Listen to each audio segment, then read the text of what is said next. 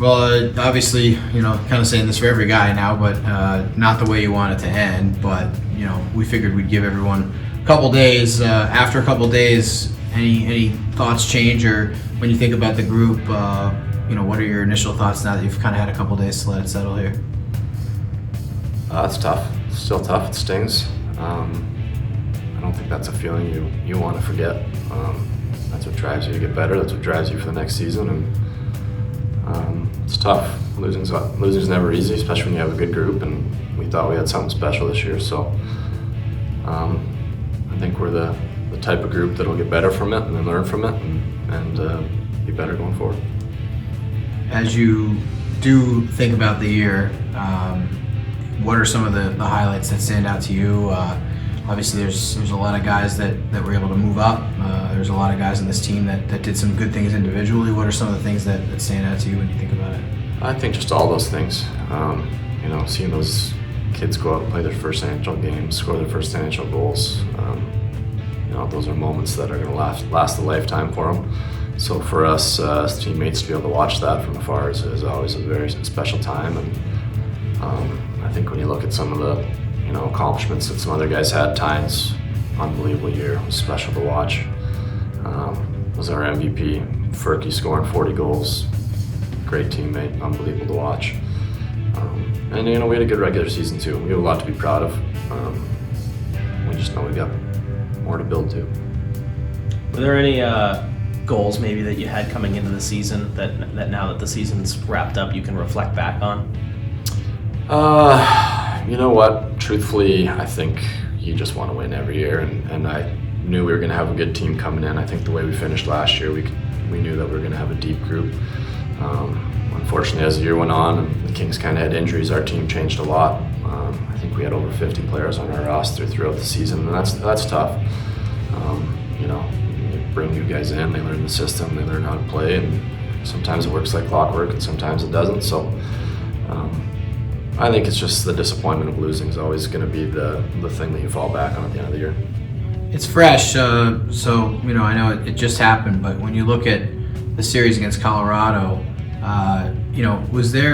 did you guys think that you needed a little more urgency? What were, as far as coming home down 0-2, that last game, it seemed like the guys, it seemed like you guys were chasing it a little bit in that game. Was there something you would have rather had go differently?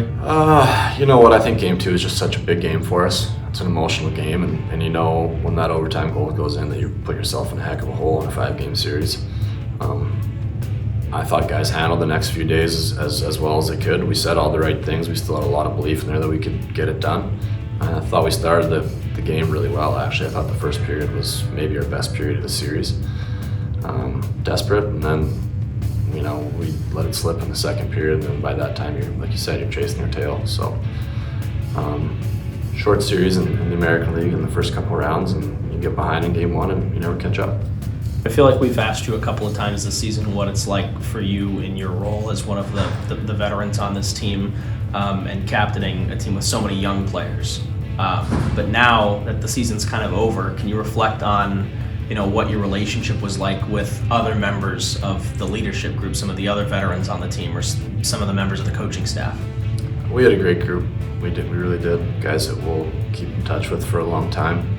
Guys that you can lean on in good times and bad times, and I just don't have enough to say about them. They were all great. You never have 1 or 2 leaders in a room. It takes a group, and our old guys, our young guys, everyone was really tight. We had winners, guys that have been through it before. So it was just disappointing.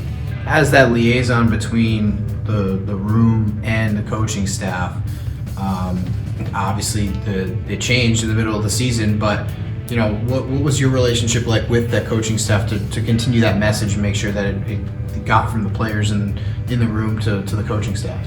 I think it's just you got to be the steady hand, right? I think the coaches did a heck of a job kind of being thrown into a different situation.